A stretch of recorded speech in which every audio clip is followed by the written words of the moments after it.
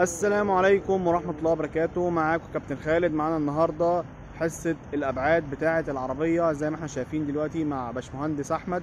ماشيين دلوقتي في خط مستقيم، بنبدأ نطلع لقدام وبعدين هنظبط الرجوع لورا. بنعملها ليه؟ علشان نبدأ نظبط معاها أبعاد العربية، نظبط حركة الدركسيون بتاعنا، نظبط سنس الدبرياج عشان دي عربية مانيوال، نظبط ان احنا نعرف نبص بعينينا في المرايات بتاعتنا، نعرف نتحكم كويس جدا في الابعاد، نعرف نتحكم في الزوايا بتاعتنا.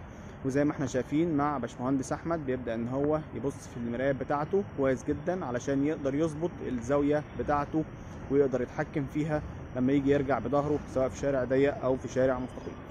اتمنى لك الخير والتوفيق ونخش التحدي اللي بعده. السلام عليكم ورحمة الله وبركاته. معاكم كابتن خالد. معانا النهارده باشمهندس احمد ابراهيم.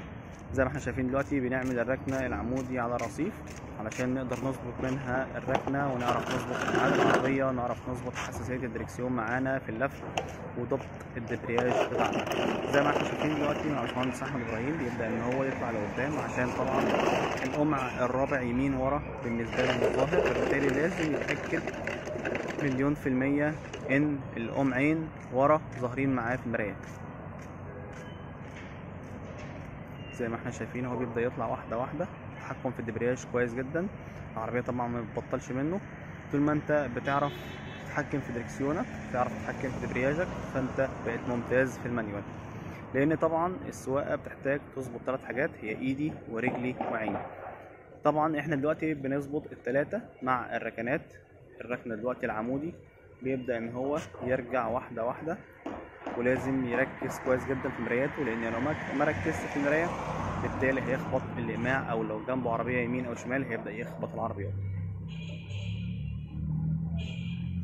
زي ما احنا شايفين هو بيركز كويس جدا، السرعة بطيئة وهادية، لان طول ما انت حافظ على هدوءك طول ما انت بتعملها كويس جدا. طبعا هو دلوقتي ركنها ممتاز، نتمنى له الخير والتوفيق ونخش على التحدي اللي بعده. السلام عليكم.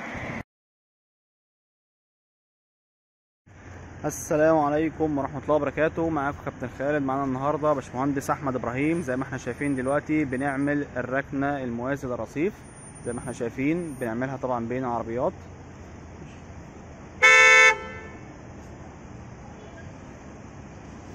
زي ما احنا شايفين اهو واحدة واحدة بيبص في مراياته كويس علشان يقدر يظبط الزاوية معاه. بيبص في الزاوية بتاعته ناحية الشمال عشان يشوف بعده عن الرصيف قد ايه. اول ما بيحس ان ظهر العربية قريب من الرصيف بيبدأ ان هو يكسر الناحية التانية واحدة واحدة، وطبعا بيبص في المراية بتاعته عشان يعرف برضه بعد العربية اللي وراه قد ايه. زي ما احنا شايفين قدر ان هو يرجع، هيضم وش العربية ويطلع لقدام.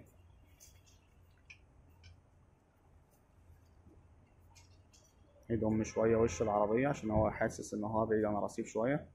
طبعا بيظبطها مع عينه قدام وبيظبطها مع عينه في المراية عشان يشوف ظهر العربية ووش العربية. تعال نبص عليها كده عاملة ازاي من قدام. بص يعني كويسة، مش هنقول وحشة. نتمنى لك طبعا الخير والتوفيق ونخش على التحدي اللي بعده. السلام عليكم. السلام عليكم ورحمة الله وبركاته. معاكم كابتن خالد. معانا النهارده باشمهندس أحمد إبراهيم. زي ما احنا شايفين دلوقتي في السيشن الأخير بتاعنا مع الطريق السريع. معانا باشمهندس أحمد إبراهيم هيحب يقول الريفيو بتاعه بس طبعا من غير ما تبص. بسم الله الرحمن الرحيم. مهندس أحمد إبراهيم. دي تاني مرة تقريبا أروح مدرسة سواقة بسبب مشاكل قابلتني كده مع المدرسة اللي قبل دي، بس المرة دي لا، كان في تغيير ويعتبر اتعلمت كل الأساسيات والركن وكل ما تتخيله عن السواقة هتلاقيه موجود في المدرسة إن شاء الله. وأي حد حابب يتعلم السواقة رشح له المدرسة جدا. استفدت معانا أنا يا باشمهندس؟ جدا. كان في أي تقصير مننا أو في أي حاجة؟ لا الصراحة. كان في أي حاجة في الكورسات معانا ما خدتهاش أو في حاجة كانت ناقصاك؟ لا، كله كان موجود وفي صبر جميل بصراحة على الأخطاء. تمام. فرامل كمان. ايه تاني؟ استفدت ايه تاني معانا؟ وفي انتظام في المواعيد، تاخد حقك كامل. كان المدرسة اللي قبلينا كانت بتستفاد معاهم ايه او انت عملت معاهم ايه؟ هو المشكلة ان ما كانش فيه صبر، بس يعني منطقي ان انت تغلط، بس طبعا لما بيكون الكابتن اللي معاك بيوترك دي هتسبب لك مشكلة. مم. والتوتر هيكون اكتر طبعا ومش هتستفيد خالص. كان في هنا اي توتر او لا في لا اي حاجة؟ بالعكس، استفدت يعني الاستفادة القصوى؟ استفادة القصوى. كان في اي حاجة محتاج تعيد عليها تاني؟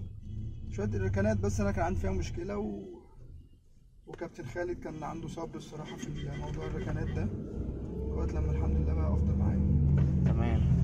اتمنى لك الخير ان شاء الله يا باشمهندس، ونشوفك ان شاء الله بعربيتك على الطريق السريع معانا. السلام عليكم.